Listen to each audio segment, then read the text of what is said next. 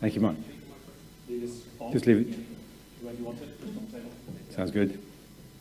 Thank you, Mike. Thank you, Jane. And it's a delight for me to be here too. Same comments on warming up. Welcome to those who are online, especially. And I'm really delighted to be able to chair this first session. Obviously, this is, I think, the first year I've not been a co-organizer, but I couldn't keep away. As you know, the Soft Matter and Functional Interfaces Doctoral Training Centre in roughly the north of England and Scotland is a participant organising body in this conference, and my colleague Daniel Reed has taken over for me, and I'll be hearing from Daniel a little bit later. Just before we start the next session, I wanted to say something, if I may, abusing chair's privilege horribly, about something that's happened since we were last all together, which is that, now hold this, Oxford University Press, some of you will know they run a very, very nice Christmas stocking sort of series of books called Very Short Introductions To. There are now about 500 of these things, and they are, well-read lay people introductions to anything on earth. You can do Aristotle, you can do Kant, you can do Dadaist art, you can do pop music. There's stuff on many science topics as well. Anyway, OUP approached me and said, would I like to write one of these little 35,000-word pocket books on soft matter? I was absolutely delighted to do so. And I thought, wouldn't it be fun to involve some of the PhD students at the Sophie CDT and give them the experience of writing, illustrating, publishing a book, or proof editing, and so forth. So 4 of those wonderful people helped me to write Soft Matter, a very short introduction. There's some information on the table about it on this flyer here. There are a few copies which I can offer at the ridiculously knockdown price of £8 just to me on the table. What some of you will know about these is that they are for general audiences. So what I've hoped to do is to write at the same time have an eye on graduate students. So someone comes in, what's the first thing you want to give them to read in 2 days about soft matter? Well, it'll do for the first 2 days of a PhD, not far beyond that. But I wanted to give some historical and philosophical background as well, and appeal to a wider audience, which is why there's a little stuff on Sam's love of wine and Duchenne's love of art and poetry and so on in an appropriate way, including the delicious historical, a number of lovely historical events in our history that I was pleased to find out about. The warming and cooling of rubber when it's stretched, for example, is named after David Goff, a blind Cumberland scientist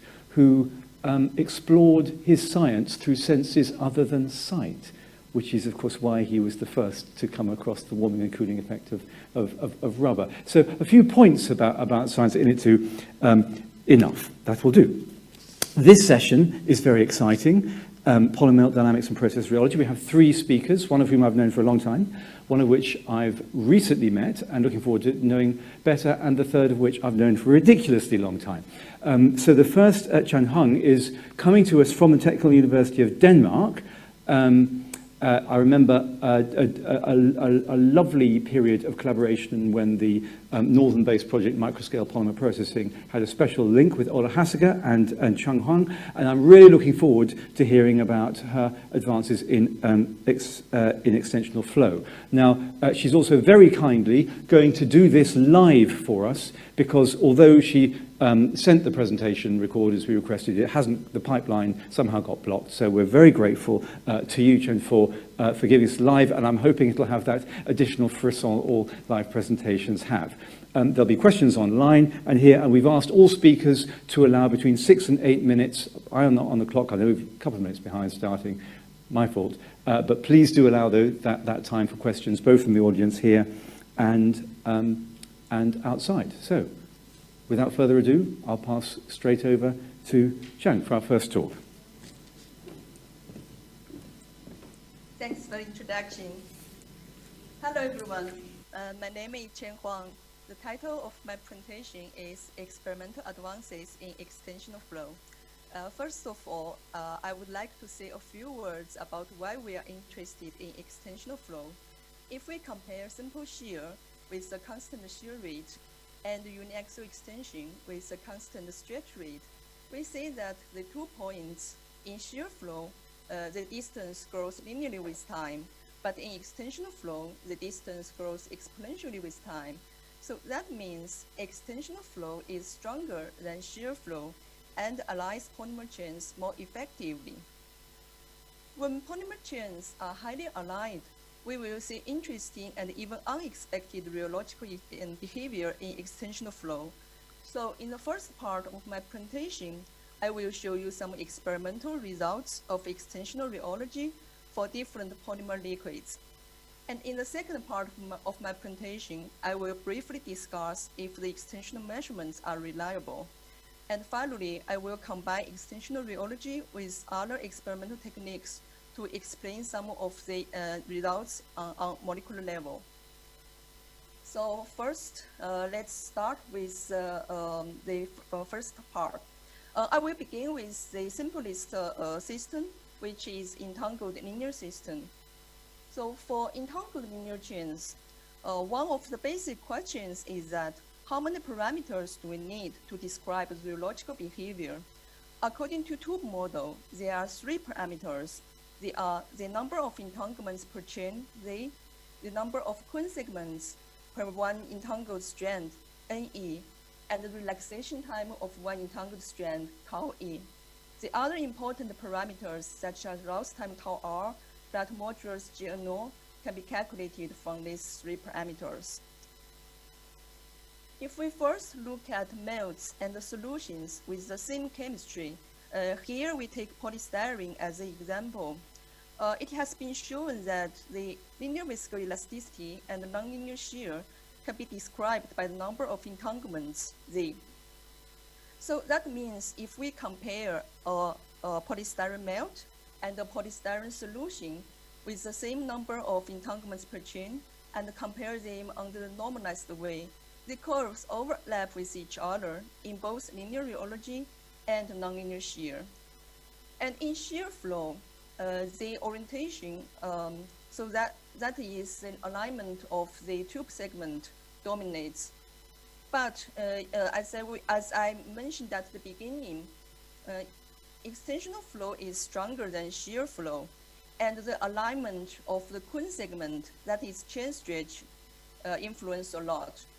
So when chain stretch enters, we say that in extensional flow, the polystyrene solution show more strain hardening than the polystyrene melt, while their linear viscoelasticity is almost the same.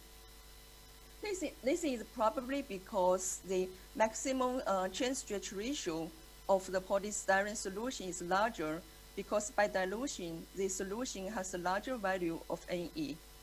In the right figure, we plot the normalized steady state viscosity as a function of the normalized stretch rate.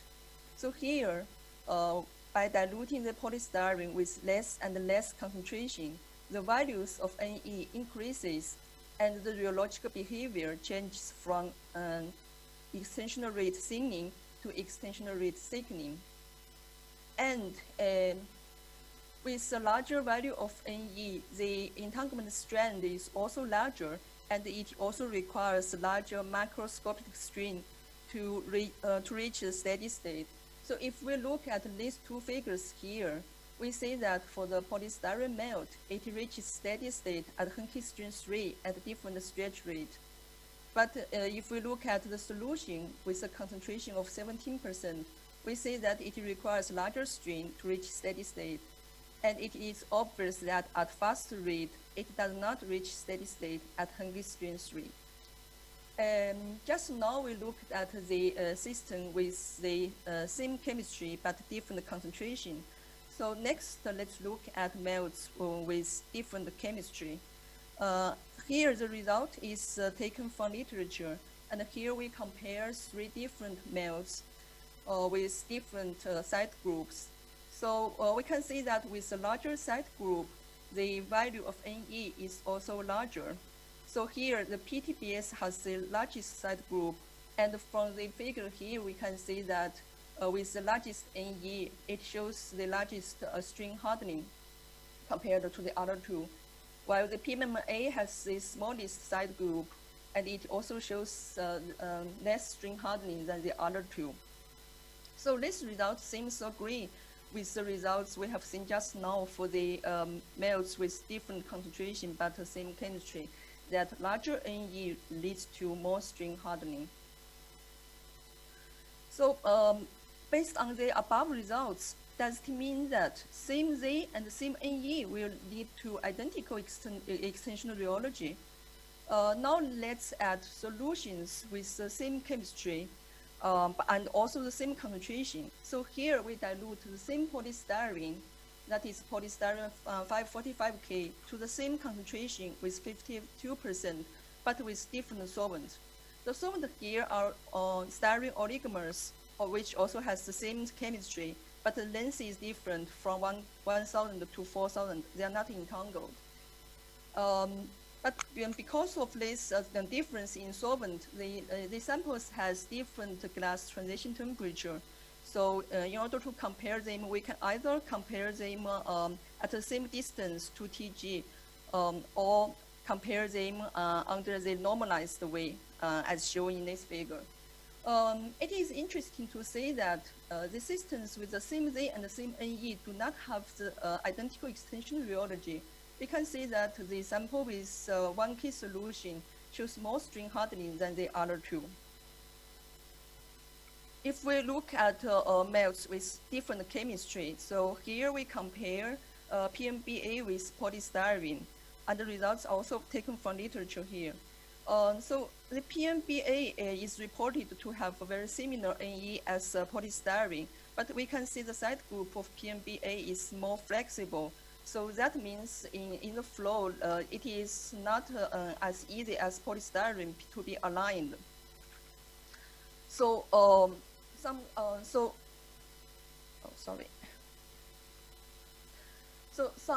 researcher proposed an idea that the friction coefficient is not constant in extensional flow.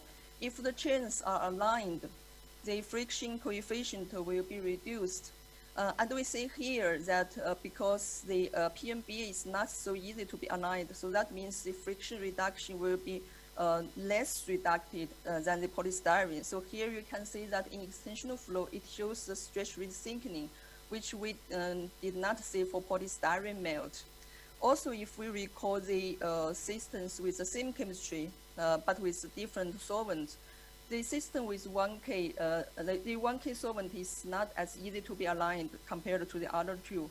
That's also in this system, the friction reduction is less than the other two systems, and that's why it shows more string hardening. Here, the unentangled linear melts are also compared to further prove this idea to get rid of the influence from entanglements. So here, the polystyrene and the PTBS are compared under the same number of Quinn segments. And again, we see that for the different side groups, they also show different string hardening. Again, indicates that the friction reduction could be a new parameter.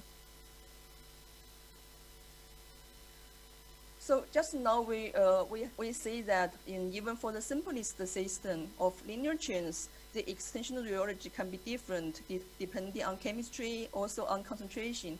So next we will compare the system with the same chemistry and the same concentration. So that is polystyrene melts, but with different molecular structures to investigate which structure gives more string hardening. We first look at the influence of introducing branch points. So here we compare the linear polystyrene with two branched system, which has one branch point that is a star polymer, and two branch points that is H polymer. The molecular weight is selected so that all the samples has the same loss time. So first, let's compare the linear polymer with the star polymer. From this figure, we can see that when we stretch faster than inverse loss time, that is faster than 0.01 per second in this figure, the star polymer behave identically with the linear polymer.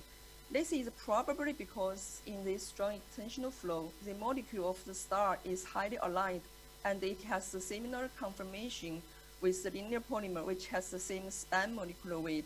So here we see that one branch point only increases the zero shear viscosity here. So next, if we turn to the H polymer with two branch points, again, when we say that when we stretched faster than inverse Dawes time, the two systems behave similarly. Here, the linear polymer reach a higher steady state viscosity because it also has a slightly higher Dawes time compared to this H polymer. But at a low stretch rate, we can see that the H polymer has obviously more strain hardening than the linear one.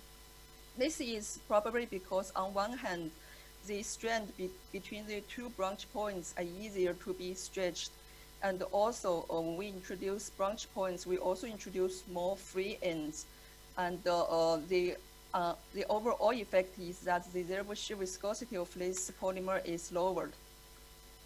So we can also guess that with a hyperbranched structure, it may be helpful for strain hardening because it will have a lot of strand between two branch points, and it also has many free ends.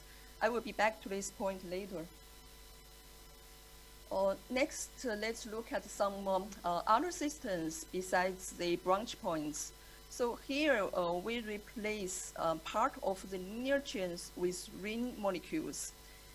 So by replacing the linear chains with the ring polymers, the free ends in this system are reduced, and the Dawes time may be increased if the linear chains can be threaded into rings. Here we select the concentration of rings to be 30% because at a larger concentration, the rings may be interact with each other. Now, if we look at the results here, so we can see that this linear ring blend indeed shows more strain hardening because of effective larger Dawes time. But the stress dropped at some point. We will be back to this stress overshoot later. And next, we replace all the linear chains with rings. So now in the system we do not have free ends. But at the same time, the rings are not knotted with each other, so they can't be entangled as the linear chains. So the zero shear viscosity of the rings are lowered by an order of magnitude here. But surprisingly, the rings show significant strain hardening, and it can reach the same extensional viscosity as the linear with the same molecular weight. By molecular dynamic simulation by O'Connor and co-authors, this is because that the rings can form a special kind of knot and connect the rings into a long chain. Also, from the molecular dynamic simulation, the fraction of this long chain is very small, but this situation is somewhat similar as the diluted linear chains that we see before, which also shows a very strong strain hardening. So if we go back to the question about which structure gives more strain hardening, I would say that rings are the winners. But as we mentioned before, the hyperbranched structure may be also helpful for strain hardening. So here we compare the H-shaped polymer with the dendritic polymer. So this dendritic polymer has much more branch points compared to the H polymer, but it also has much more free ends. We do not have polystyrene for this structure, so here we compare the polystyrene with the PMMA here. But we adjusted the temperature so that these two systems has the same zero shear viscosity. And based on this, we see that the strain hardening of this dendritic polymer is indeed larger than the H-shaped polymer. And in the next slide, I put some results from the literature, which I think is very interesting. So here, the sample is also polystyrene. They all have a cone-shaped structure. The backbone is the same for the four samples, but the number of arms are increasing, so that is increasing the branch points, at the same time also increasing the free ends. We can see that the extensional viscosity is actually not very different, but if we look at zero shear viscosity, we can see that the zero shear viscosity is lowered by an order of magnitude if we compare the first sample with the last sample. So that is why the last sample shows strong strain hardening. These figures also show that branching helps strain hardening. And in the last part of this section, I would like to briefly discuss about the processing conditions to lead alignment of the chains. So usually the chains are more aligned with larger macroscopic strain until steady state. But as we already seen before, this linear ring blend has a stress overshoot. This is because of threading-unthreading transition, and from molecular dynamics simulation by O'Connor and co-authors, we can see that the rings, the stretch ratio of the rings in the blend also shows an overshoot, as shown by the red curves here. And by comparison, the stretch ratio of the rings in the pure males do not show this overshoot, as shown by the dashed lines here, because the pure rings do not have such transition. And it is also observed that the stress overshoot can happen in the systems with secondary bonds. So here, these four samples, they contain long chains and the short chains, and the short chains can be connected to long chains through ionic interaction. And this figure plot the transient stress as a function of Henke strain. And we see that with increasing the length of the short chains, the overshoot is more and more obvious. And this overshoot is attributed to the dissociation of the short chains from the long chains. And I will be back to this point in the last part of my presentation. And the stress overshoot is also seen for many different commercial low-density polyethylene melts. And here, this overshoot is attributed to the branch point withdrawal, which still need to be further confirmed. So in the first part of my presentation, we have seen some interesting rheological behaviors. And in the second part, I would like to briefly discuss if the extensional measurements are reliable, because compared to shear measurements, extension measurements are much more difficult. So the results that I presented in my first part are performed with two kinds of rheometers, namely SER and FSR. Most of them are performed with FSR, which I will be showing in the next slide. So in this slide, for SER, the samples are placed into two drums.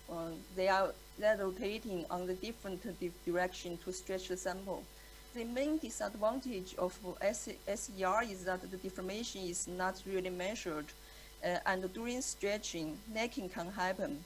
And for SER, the maximum Henke strain is also very limited.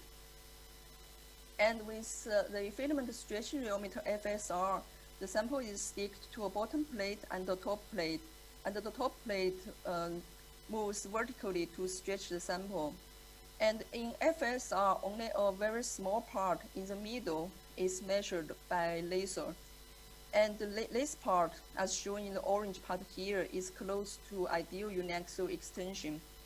But because for the whole sample, the deformation is not homogeneous, so it requires an online closed-loop control to control the movement of the upper plate, so that the orange part, the deformation rate is constant.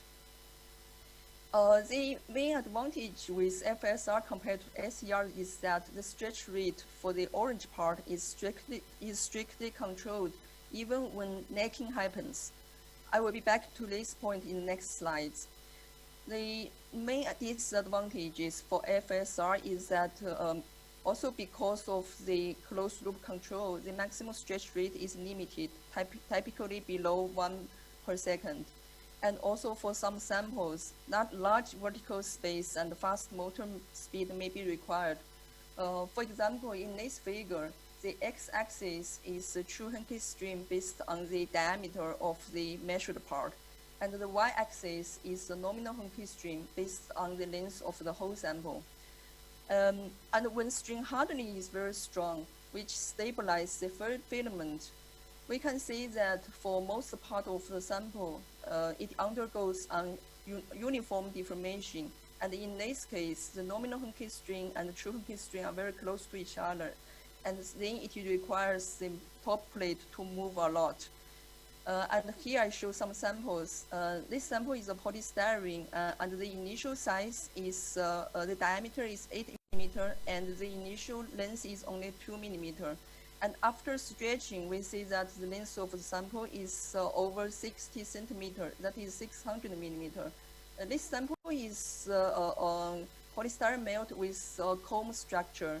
And just now we have also mentioned that for comb polystyrene, this string hardening can be very strong.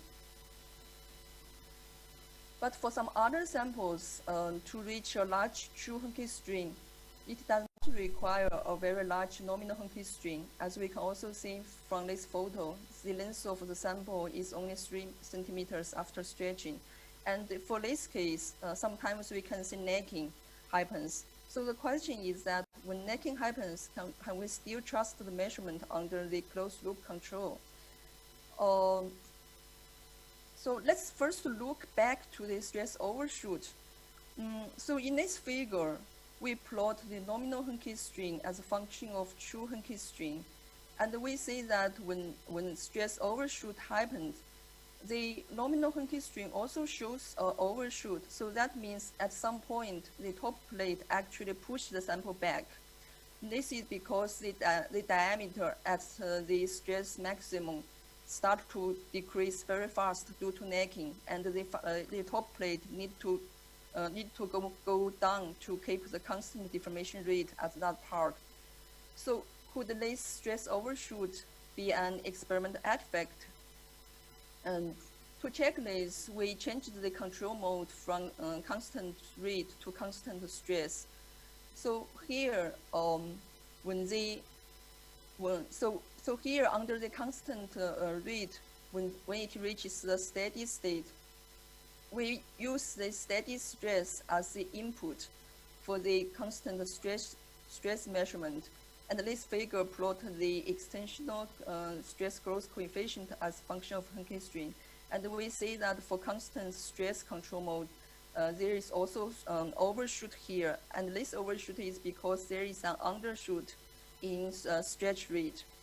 But for this for the constant stress control mode, we see that here the top plate did not move down.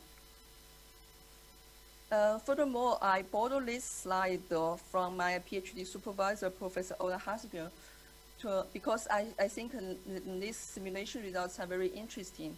So here, in the simulation, a long stretch poly model is used, and this is an example of material with stress saturation. So the steady stress can be calculated as shown in the red line here. And in the simulation, the sample is stretched horizontally with the left part fixed.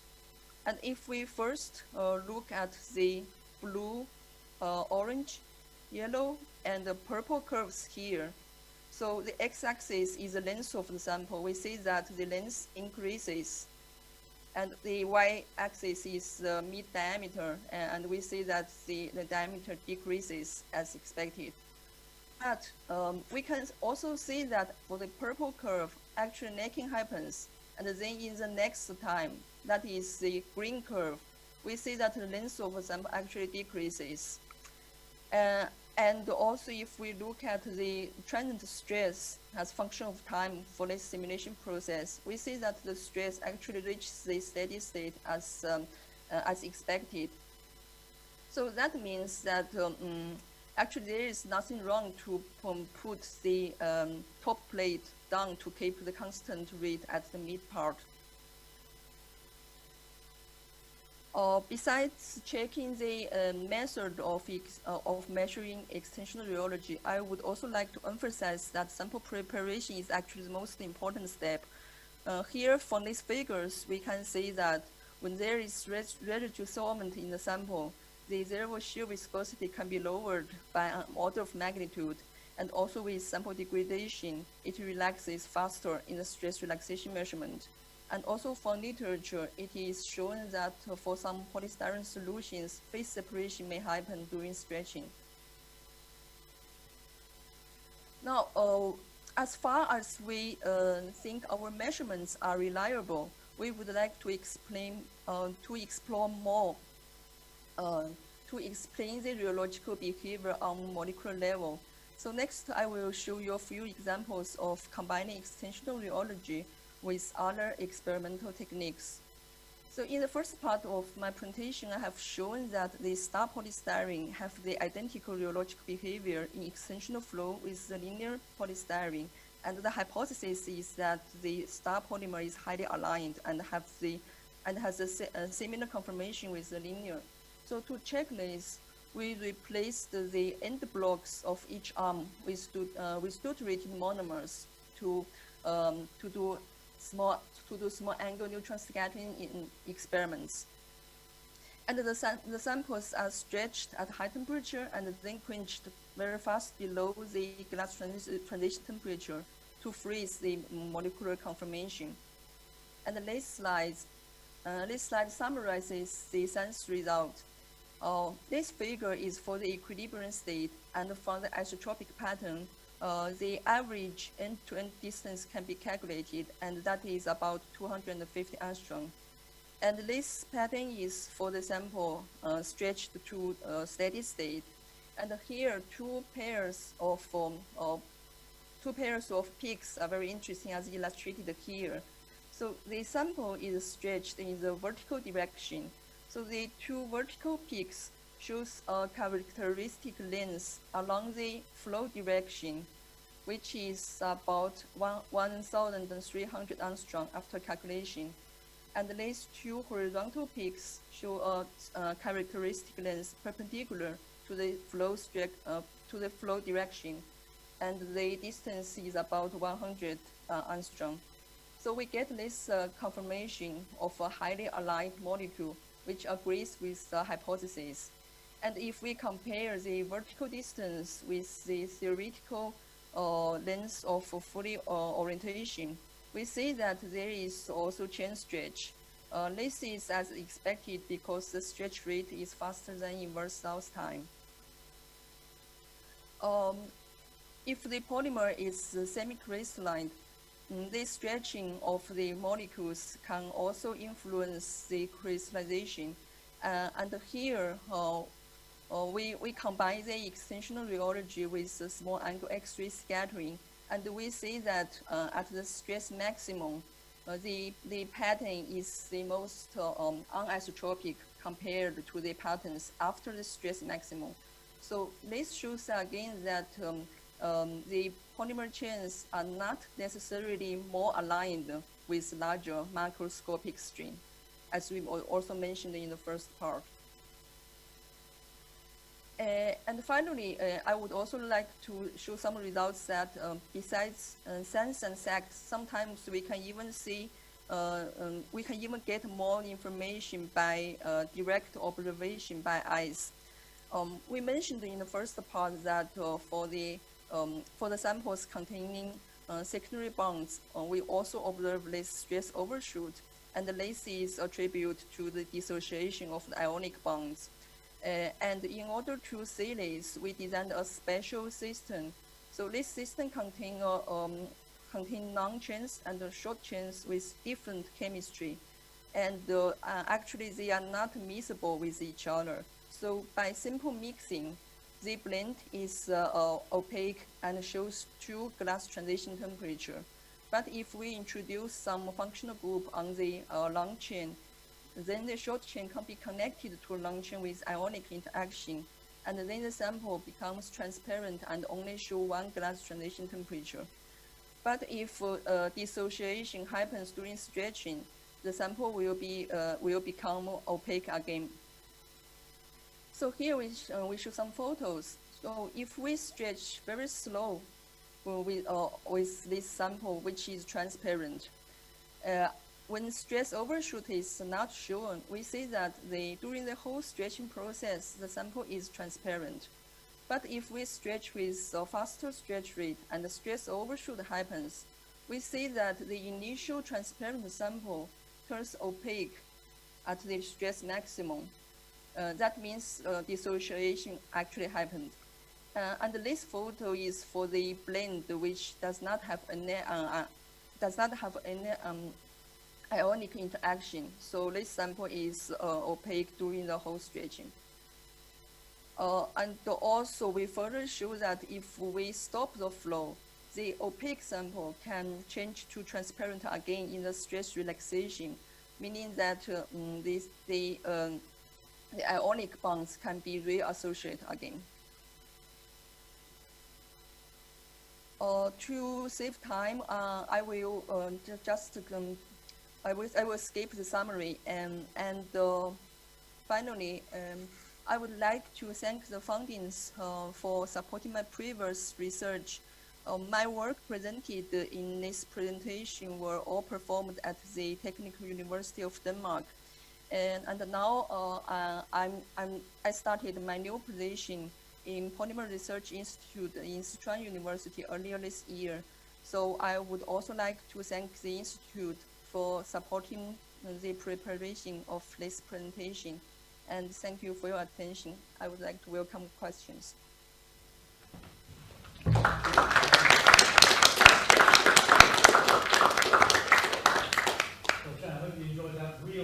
Applause, and I hope you enjoyed the real round of applause, and I hope that came over well.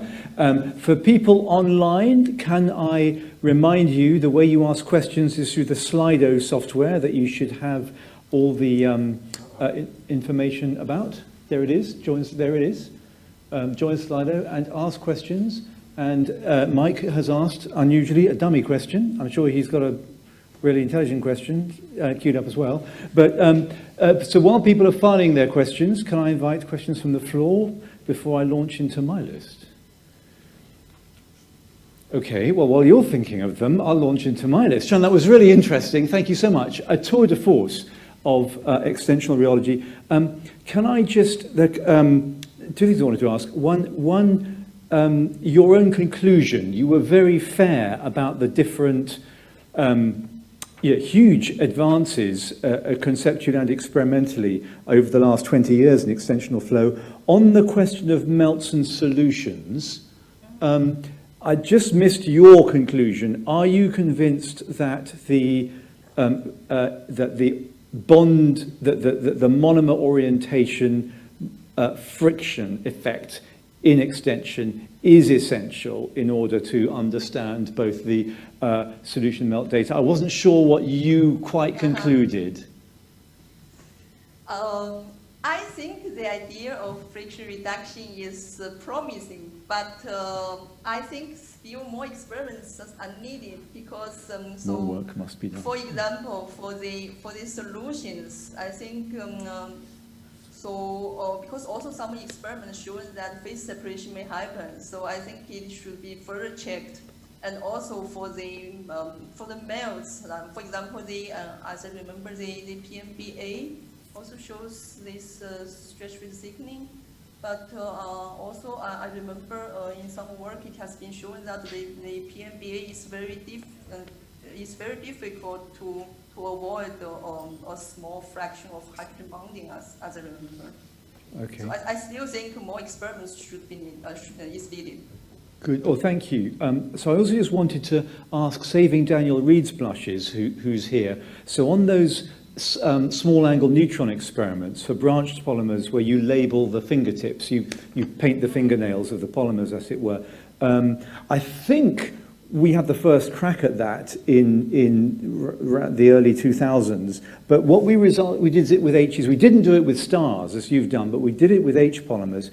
And what Daniel showed, or convinced me, was that to quantitatively interpret those stretch quench experiments in melts needed a really quite sophisticated modification of the random phase approximation normally used by MELTS, where various quench topological variables like entanglements were taken into account. Now, he published that methodology. I just wanted to know, in your evaluation of your small angle neutron rheology experiments, did you use that methodology, or which methodology did you use to understand the scattering?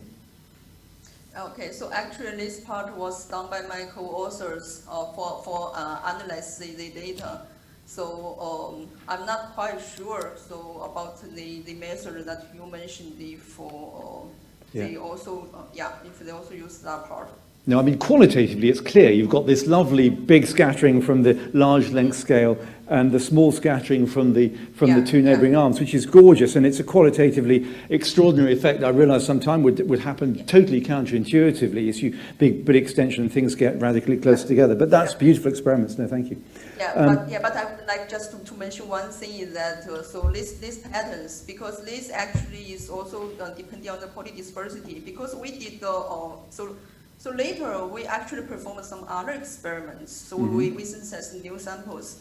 But for that samples was synthesized by rafts, and the polydispersity is a little bit higher. And then, I mean, the patterns is not, the peaks is not very obvious. Great, thanks. Are there any other questions from the floor or from the slide? Yeah. Oh, I see. Yeah, just hang on for the boom mic to be lowered BBC style. Thank you. Is this okay? All right. So I just had a quick question about the different structures where you were comparing different branched structures with the same Rouse time. I was wondering, which Rouse time is that? How was that measured and determined in advance of the extensional flow experiments that these materials have the same Rouse time? Yeah, so I think the Rouse time is for the whole molecule. And actually, I calculated this Rouse time based by some paper from Giovanni, I think. From Giovanni and Roberto. So I just followed some measure there to calculate the Rouse time, and it's for the whole molecule. Okay. Did you have a second question? No. Sure. Okay. Anyone else want to try out the boom? Mike, wait for the boom. I think this will probably be the last question. So I might have missed something you said about this. You talked about this very interesting non-monotonic behavior in the animals, but also other systems. And in many other situations, that's associated with things like shear banding, inhomogeneous spatial structure, and so on. And is there any sign, or do you have a clear picture of that in the work you reported? I didn't quite get the question part. Well, the question is whether that association between the non-monotonicity and then spatial inhomogeneity and instabilities is something you saw, or something you managed to avoid? Okay. So the thing is that when this overshoot happens, we indeed see the necking, which is kind of instability. But I think for the whole sample, so for the measure part, I think the sample itself is still how to say, there is no like I would say like the phase separation, something like that. But the whole sample should be homogeneous. I mean. Oh, I think we're thinking, because you did tell us you saw opacity connected with these overshoots, and that's normally associated with a sort of phase separation. That might be behind Mike's question. So are you, surely if it's going opaque, there is some sort of structural phase separation? Not necessarily, no. I think okay. So I think so. This depending on which length scale. So I think there is phase separation. So maybe on the very very small scale. Okay, thank you very much. Are there any other? Was there a question? No. In that case, let's thank Chang very much indeed for a wonderful start to the meeting. Thank you so much, Chang. No, you're over here. Right. So our next speaker, I think, is pre-recorded. Yeah, no, not pre-recorded. No, right. Tom Sakano, who I haven't known for very long, but who has already been set up by the first speaker. So we're looking forward, Tom, whether you're going to be giving us a little more detail of those ring simulations or other things. But anyway, Tom from Carnegie Mellon is going to be talking to us about modeling polymer dynamics at the non-equilibrium frontier. Again, Thomas, if you would like to leave, starting now, your half hour, but with 6 or 8 minutes for questions, that would be lovely. Thank you. Hello, everybody. Hopefully you can all hear me and see me. It's a pleasure to get to speak here at the Edwards Symposium today. I really wish I could be there in person, but I'm happy to be able to join you anyway. And I'm happy, as I have been for many years, to always get to follow Chen in giving her talk, because she gives a wonderful lead-in and experimental justification for the work that I've been doing for the past few years. So I just started up my new group. I just moved from Sandia National Labs to Carnegie Mellon. And my group is interested in applying molecular and continuum simulation methods to study and understand polymer processing and fabrication methods. And I'm particularly interested in how we can learn from the natural world about how to make more subtle and sustainable polymer processing methods. So this is my usual why should we care about polymer slide. I don't think I need to make a compelling introduction to this audience, but I am particularly interested in how we can use their physical behaviors to tune their properties in ways that don't involve toxic chemical processes. So that's what I've spent a lot of my time thinking about lately. But today what I want to do with you is share with you the molecular simulations we've been doing to understand how polymer systems behave at what I've called the non-equilibrium frontier. When we push them in with these strong extensional flows, like Chane has described, into a regime where the models we use to describe the dynamics of polymers, like the tube model, slip link models, models to capture the complex entanglement of polymer chains, begin to break down. So as a brief intro, when I say linear and nonlinear flows, what I'm specifically referring to is flows that are faster or slower than the characteristic relaxation times of the polymer chains. So if I perform a strong elongational flow of the sort that Chane has spent her talk discussing, and it is fast enough, then it can induce polymer chains to elongate into very highly oriented and highly almost near full extension chain conformations. And what our interest is understanding what describes physics in polymer fluids in this limit.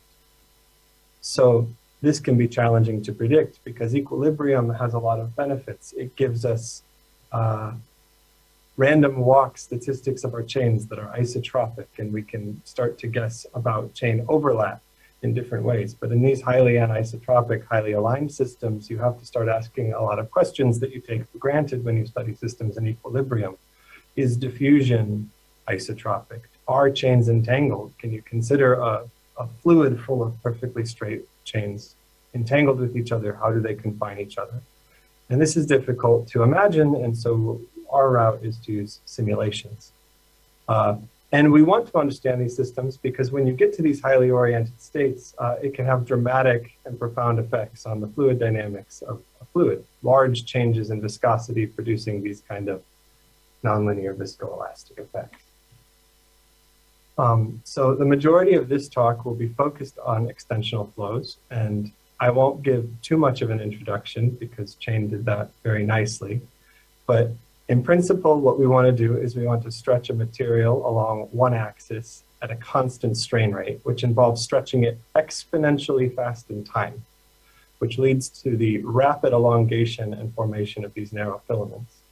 And when we do this experimentally, we measure a transient extensional viscosity. We measure the viscosity as a function of time during that strain rate.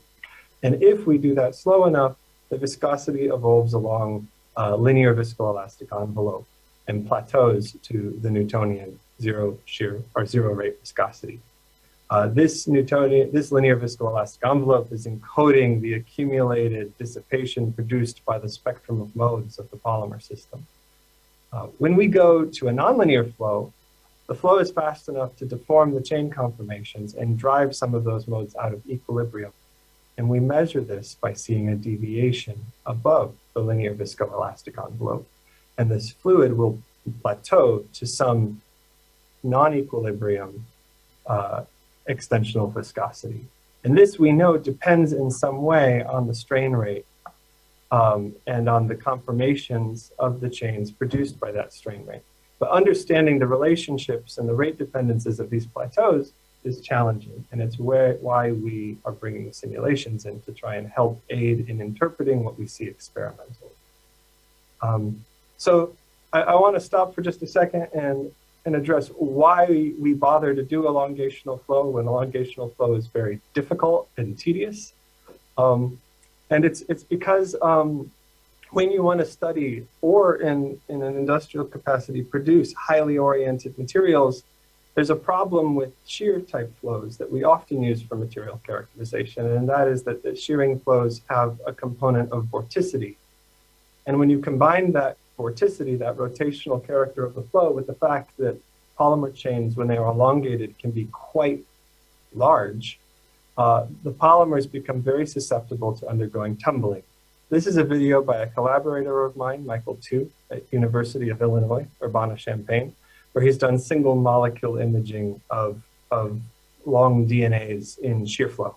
And it's a really nice direct visual demonstration of this tumbling process, which has also been studied by others and in simulations.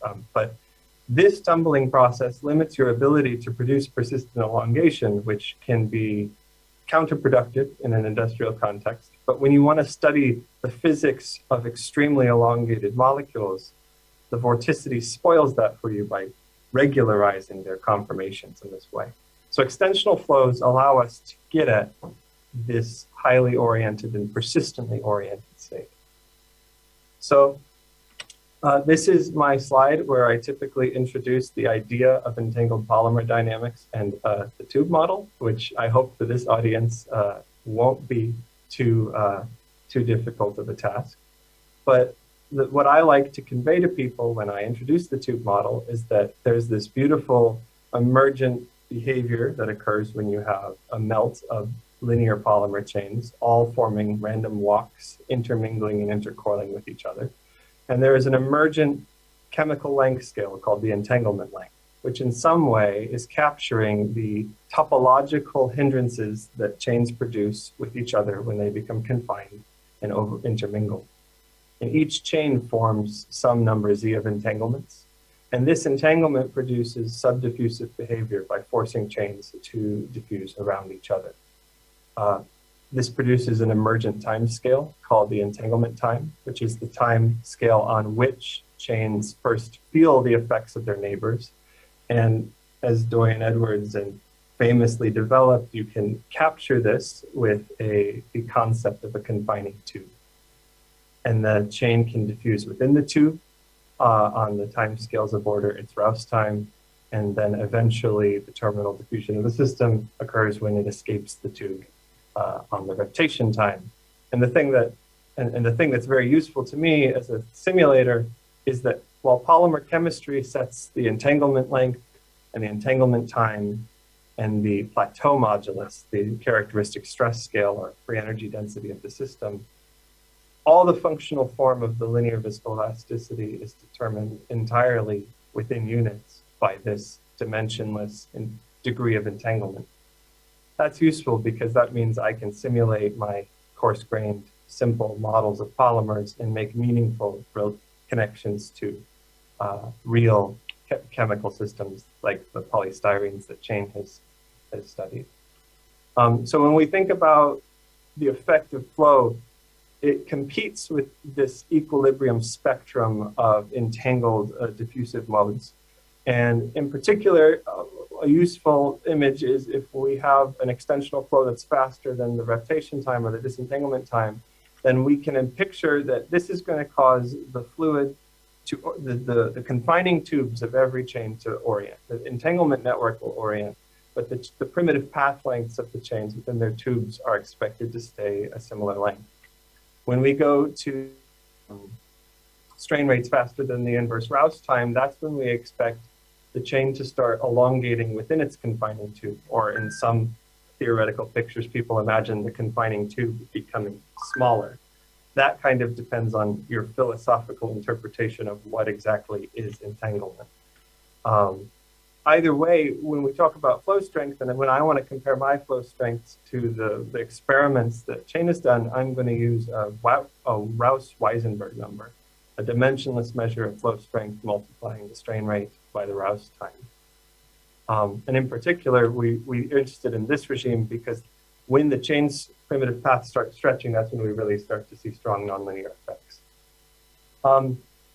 And I'm interested in this because of the slew of experimental data that experimentalists like Chain and Anin and Ole and Nicholas Alvarez have prepared over the last few years, where they show that while we have a really good understanding of the equilibrium behavior of these materials, the rate dependence of the nonlinear plateaus during extension can be very different. So here's two entangled polystyrene liquids, one's a solution, one's a melt. And you see they have identically shaped linear viscoelastic envelopes because they have the same degree of entanglement. But the rate dependence, as you increase Weisenberg number of this non-linear viscosity, is different. This one's almost flat while this one drops down. And this also occurs for, you get different trends in the rate dependence when you have just melts, but different molecular weights, which is something that I'll talk about in this talk. And these are difficult to characterize because the filaments can be unstable, and even when they are stable, they're quite small, and you have to create a lot of them if you want to do any kind of microscopic characterization. So the overarching theme of my work over the past few years is, can we apply molecular simulations to relate these changes in microstructure to the nonlinear viscosity? And so that's what we're going to do today. Everything that I'm going to talk to you about is going to be using coarse-grained bead spring. Gary's not here, so I'll say Kramer-Grest style models. He doesn't like the name, which are very simple models of Leonard Jones beads connected by anharmonic springs. And then we also include a bending stiffness to control the persistence length of the chains and also the entanglement length. We can tune NE by tuning how stiff the chains are. And we're going to perform uniaxial extensional flows of the same type of geometry that, that Chain has described. And we're going to importantly match our model parameters to experimental entanglement properties. So like the number of Kuhn segments per entanglement and the number of entanglements per chain. And we're going to elongate at similar Weisenberg numbers. And we're going to try and do this to directly interpret the kinds of trends seen in experiments. Now, traditional simulations require large samples to accommodate this kind of lateral shrinking that occurs. When you exponentially stretch a material in time, you also exponentially contract the material in the horizontal direction. And this has also traditionally limited what we're capable of doing in simulations, because traditional simulations do this exact geometry that is in some ways mimicking experiments. But this is not actually necessary. Back in the 80s, Andy Kranick, my former colleague at Sandia, developed a set of boundary conditions for controlling planar extensional flows and preventing them from and allowing you to do planar extension in a periodic 2D cell indefinitely without ever allowing your simulation box to become too skinny. And it turns out in the last few years, some clever applied mathematicians applied a similar concept to uniaxial extensional flows. So this is what we call generalized Kranick-Reynolds boundary conditions. They are modeling this same exact flow geometry, but we are taking advantage of the fact that our system lives in a 3D constant volume periodic cell to perform regular remappings of the box to prevent it from becoming too skewed. And this allows us to perform the same simulation. And this is a scale comparison of the two simulations. And we can then take the simulation out to large strains, arbitrarily large strains, accumulate good statistics, and directly compare to the experiments. So I won't unpack the mathematics of this operation, but what I will tell you is that, what I will tell you is that it works. We've been spending the last few years on using it to good effect. So here's just a comparison. This is polystyrene data taken by Chain, and most of the data I'll show you will be a combination of data taken by Chain or by Anine Borger or by Wendy Wang. And what you can see is this is polystyrene data. This is bead spring simulation data. The polystyrene has a Z of 21. The MD system has a Z of 18. So they're roughly similar. And this faster, more efficient method lets us not only resolve a flow in the Newtonian limit, if you can see this yellow data point right here, this is along the linear envelope. We can go down to strongly nonlinear data and reproduce the sorts of nonlinear trends that you see in the experiments. You'll notice that the experiment and the simulation curves in this steady state viscosity plot as a function of Weisenberg number, they're a little offset, which you expect because this one has a smaller z. So you have to go to higher rate in the molecular simulation to begin to see the nonlinear thinning occur. So this is exciting. It opens opportunities for new discoveries. So let's start looking at some of the experimental data that has been published in the last few years and use these simulations to better understand what's going on. So the first thing I want to address is, there's been a lot of talk lately about the nonlinear trends in viscosity that occur between melts and solutions of entangled polymers. But the less discussed, but sometimes equally puzzling one is the differences in nonlinear trends in melts of different molecular weights. So what I have plotted up here is experimental data from polystyrene, that is the steady state viscosity as a function of Weisenberg number for different molecular weights, ranging from a Z of 7 up to a Z of 21. And you'll notice a transition in the rate dependence of the viscosity from non-monotonic, maybe even peaked, to a strong shear thinning or a rate thinning behavior. The first thing I want to show you is that we can perform these simulations like I showed in this picture. And now we're just going to focus on these plateaus that we get from different strength through different Weisenberg numbers. And if we do that for a variety of different lengths, we get the same transition and trends that you see in the experiments from a peak, sort of a gently peaked flat curve to a strong shear thinning behavior. So the question is, why do longer chains thin more? And can we understand it in terms of our equilibrium picture, our tube model picture? Or do we want to think about it in terms of a different regime of behavior? And this, I think, is important because often we ask, is there a missing piece of the tube model? Can I add a new term in? Can I add a new functional dependence or a rate dependence in? But sometimes we're just going to a different regime that's controlled by different physics. So, what we can do in the molecular simulations is we can look at what the chains are doing. And what I have plotted here is the steady state ensemble of chain conformations for this linear system. Here's what they look like in equilibrium. What I've done is I've highlighted one chain in black, and then I've created a cloud of all the other chains in the system to form an ensemble. And what you can see is as we increase Weisenberg number, the chains become elongated. And once we get up to a Weisenberg number of about 12 to 25, they become very elongated and quite narrow, nearing full extension. This blue vertical line right here is the equilibrium primitive path length, which we extract from doing primitive path analyses on our molecular simulations, or by doing rheological characterization, just like you would in an experiment. They agree. This little line is the equilibrium tube diameter. So to give you a perspective, you notice that the chains are a little bit dog-boned in their cloud. You see the little bumps coming out on the edge. That's because the tube is wider at the edges of the chains because of contour length fluctuations. Extensional flow simulations are cool because they unambiguously align the primitive paths of the chains and allow us to look at things like this which are difficult to see in equilibrium when the chains are and their primitive paths are random walks. We're sort of unfolding the primitive paths and able to look at them and the statistics of them.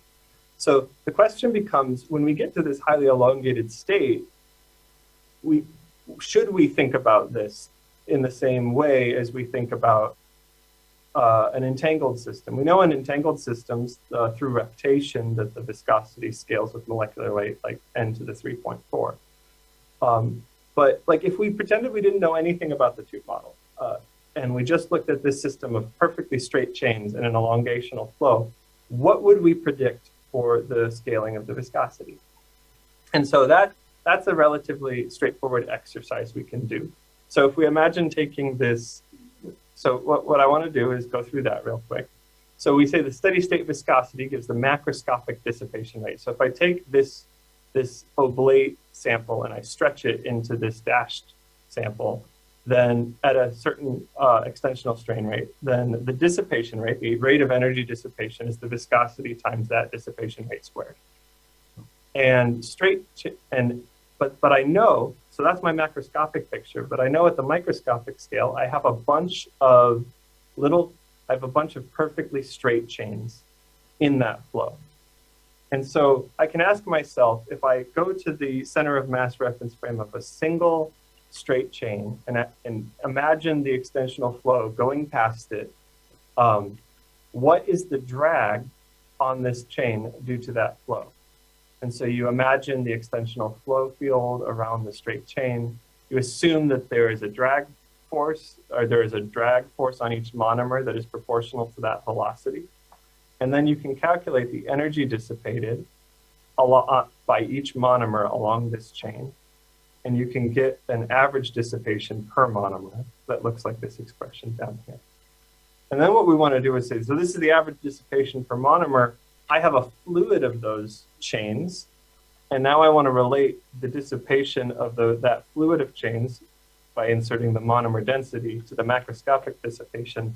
And I get this relatively simple and not particularly surprising measure of viscosity that has a form resembling integrals you might have done over straight lines in the past. What's notable is it does not depend on strain rate.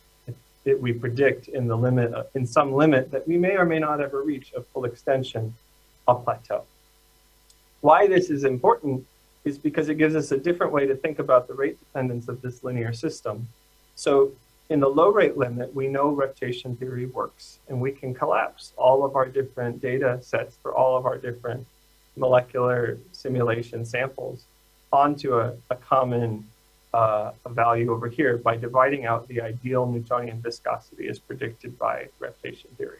And we know how that scales. We know the Rouse scaling and then the turnover to the 3.4 power at the entanglement scale. But now we have this high rate viscosity. And it turns out that we can collapse our data again if we just use this simple high rate scaling of the viscosity. And all of our molecular simulation data collapses in this limit. And this gives us a way of thinking about the rate dependence of these linear systems in terms of a crossover dependence.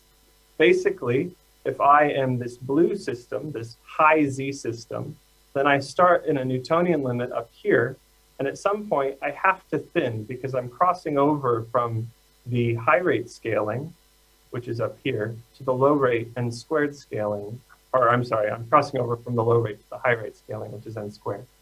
But if I go to a small enough Z, then these curves cross, and I'll have to move up. And so this gives me an intuitive crossover picture for understanding the rate dependence of the viscosity, and one that we can potentially use. With the next chunk of time, I want to discuss, now that we've created these highly oriented systems, and we have understood a bit about their dissipation, we want to understand what, and in particular, we've seen that we sort of don't need to think about entanglements to understand the dissipation in this regime. It's really an advection-dominated regime of the system where it's primarily the strain rate interacting with the chain length that determines the dissipation. So it begs the question, are these systems entangled? Is it useful to think about entanglement in the context of these highly oriented melts? And we can ask this question in a way with primitive path analysis. So primitive path analysis is a method for taking our molecular sample like you see here. And what we do is we freeze the chain ends, which I have highlighted in red here. And then we contract all of the chains by making their preferred bond length 0, and we let them all contract inward, and it creates this primitive network. And from this network, we can extract how many topological constraints are formed between chains. And if you see here, this is the fraction of topological constraints in these systems in steady state for different Weisenberg numbers. And using this measure, that number goes down by 80%. So we lose 80% of the topological constraints formed between chains by going up to a Weisenberg number of 25. Now we often assume that this topological constraint density corresponds to the mechanism that produces the confining tube in tube theories. And we know that this assumption works quite well in equilibrium. Constraint counting in this way in equilibrium predicts the entanglement length, the plateau modulus, quite well. So the question is this a coincidence of equilibrium coil conformations? Because there's something special about random coils in equilibrium, and that's that both the chain conformation and the primitive path are random walks. There's only one length scale in town, and that's the tube diameter. And all, is that a coincidence of equilibrium, or does it still work in aligned systems?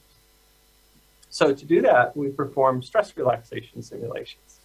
So on the left, for one of my melts, my most entangled melt here, it has a Z of 18, we perform these series of extensional flows. And then we stop the flow once we get up into the plateau region, and we run it out to 2 to 3 for longest relaxation times. And we measure the relaxation of the system. Here's the relaxation on a log-log scale. And you'll notice an interesting feature. At early times, the fastestly deformed system begins to relax first. And then the lower Weisenberg numbers begin to relax. And this is consistent with relaxation of the stress begins with the fastest out of equilibrium mode starting to relax back towards equilibrium. But here's the interesting part. Once you get to arouse time, every substantially elongated system, so once your Weisenberg number is greater than a half, like the green curve, after arouse time, they all collapse onto a common relaxation curve. And this is interesting. And in particular, this common relaxation curve has a terminal time about equal to the equilibrium rotation time. And it turns out that you see this also in experiments if you plot the experiments in this way. So it's very common to plot experimental relaxation data as on a viscosity style plot, where you have a startup stress growth or a startup transient viscosity, and then you stop and then you plot the relaxation like this. The only problem is this kind of misses this superposition of stress that occurs over here. But if you take this experimental data for this similarly entangled polystyrene and plot it on top of the molecular dynamics in reduced units, you get a very similar trend. So you see this convergence of relaxation behavior once you get to about aroused time. And we were very interested in this, and we wanted to understand what was going on. And so here's a plot of those sort of point clouds of conformations now in terms of different times. And what I want you to see here is here's equilibrium, here's our steady states, and here's our systems after one rouse time. So right around here, this plot is, this time axis is in units of rouse times. And what you see is all of the different systems, which vary in the degree of topological constraints by like up to 80%, like I said, all come back to a common conformation in after aroused time right here, with a diameter comparable to the equilibrium tube diameter. And so I'll show you this happening in this video. So this video is a video of one chain in this melt relaxing after about a few seconds is arouse time. Arouse time is of order a few seconds. The reptation time is of order like a few minutes, so we won't get to it. But here we go. So this is from this gray system. So we start. The rouse time has gone by now. And now what you are going to see is the system is going to begin to reptate. If you can see, I don't know how your projector is, but this little purple end is beginning to explore, and this yellow end is trying to escape the confining tube as well. Another cool part about extensional simulations is aligning the tube. You can align the system and watch the reptation process like this. But let me be clear, the relaxation process has arrested at the tube diameter, even though we've lost 80% of our topological constraints. And now the system is reptating as if it is confined to a tube in equilibrium. And I can be very explicit about that. I'm going to skip this in the interest of time. This is just looking at that contraction process occur.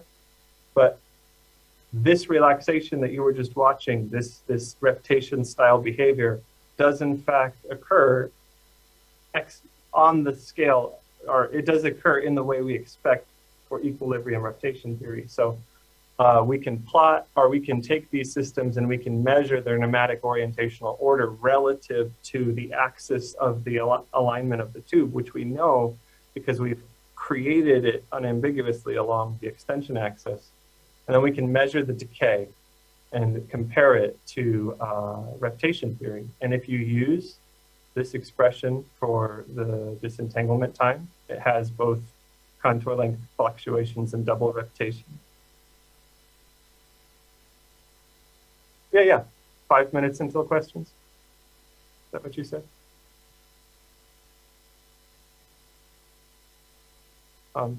Okay. I'll try to wrap up pretty quick.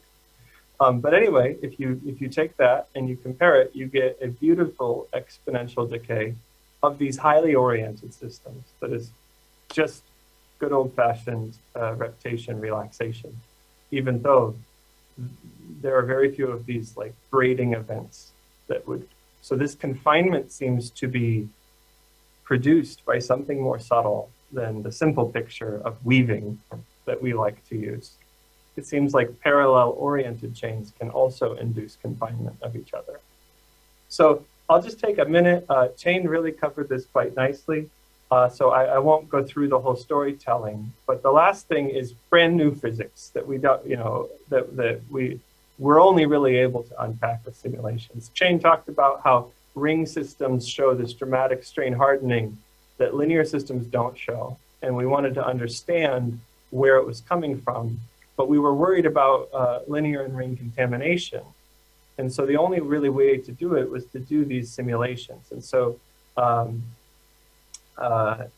Chain shared with me some data on ring polymer extension, and I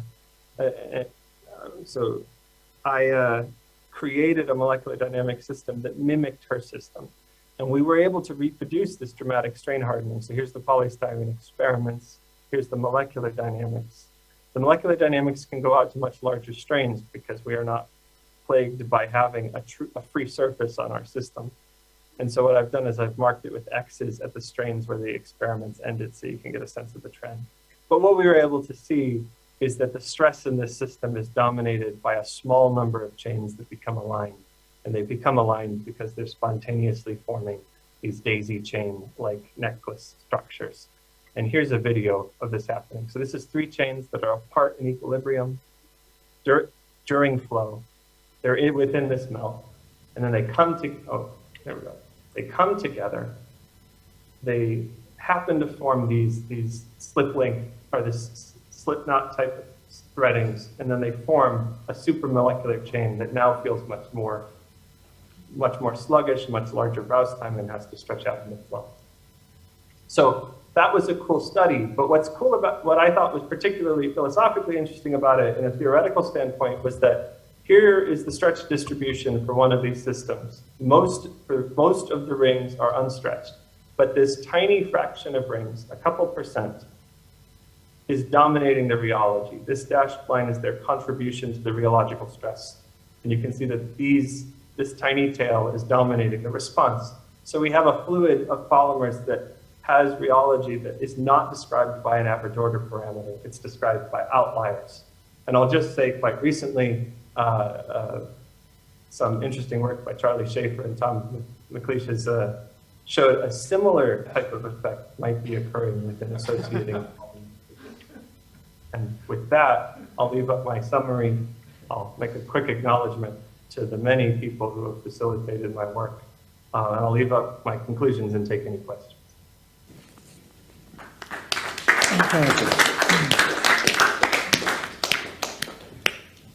Thomas, yes. So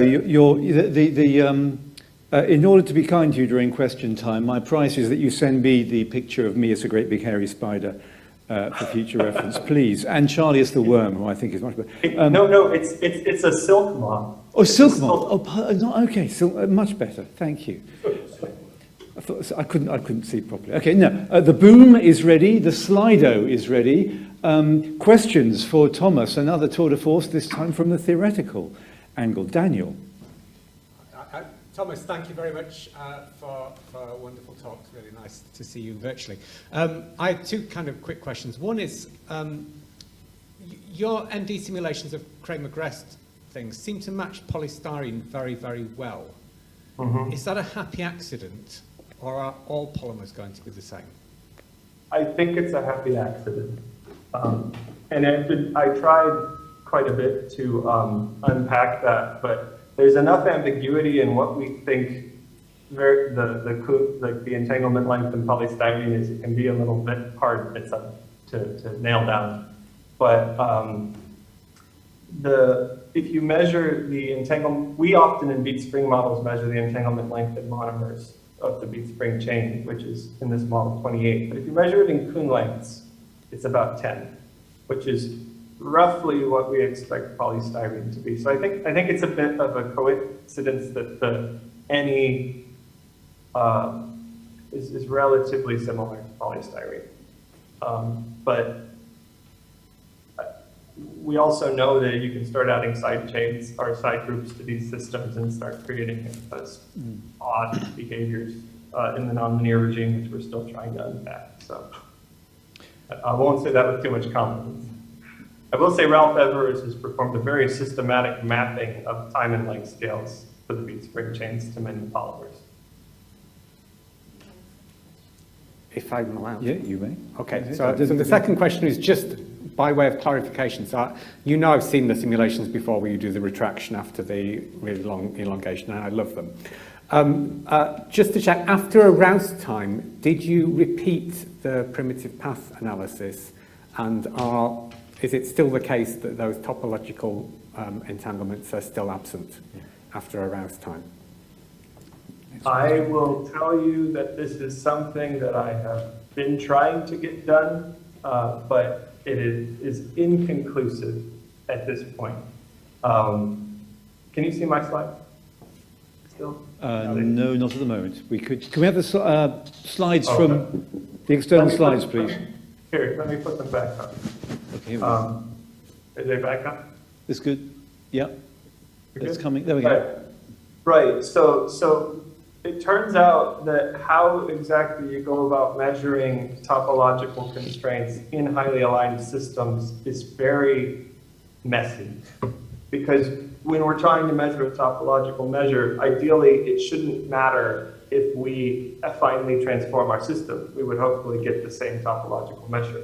So after we did this first curve, what we started to do was get really paranoid, and we would perform PPA, we would deform the PPA network and perform it again. We would take our initial state, perform it, deform it, perform it. We started doing these things that we would hope would not cause the answer to change a lot, and it turns out it changed a lot. And so there's a general ambiguity in what you mean when you say you're measuring something topological for these highly oriented systems. Yeah. I mean, this is interesting. I mean, it looks as if, Thomas, at one point, it looks as if there might be, the high extension might be splitting the topological effects into the primitive path analysis and how laterally confined the chain is. And ideally, of course, we wouldn't want that. I was going to ask what you thought was laterally confining the chain, turning the question around, after attraction, given that 80% of the entanglements have apparently evaporated. Right, and I think this is an interesting question to me too, and it relates to one of the other topics you brought up, which is the solvent interactions. How do the chains interact with each other at a more microscopic scale? How do we think about what's the collision cross-section of two parallel chains that are not entangled but are wiggling about? How do they repel each other and exclude volume and phase space? Yeah, good. We'll press on. We have another question from our live audience here. Really nice talk. I had a quick question. Due to your periodic boundary conditions, you actually made the comment, we're not plagued by the free surfaces. So in the previous talk, she talked a little bit about necking and how that might affect the curves. Have you compared your results with experimental data and graphs saying, look, this particular behavior in the curve is due to the free surfaces, and don't you see those? So right, yes. So this way of modeling the system does not include free surfaces. So if you have surface-dominated physics, this is not going to occur.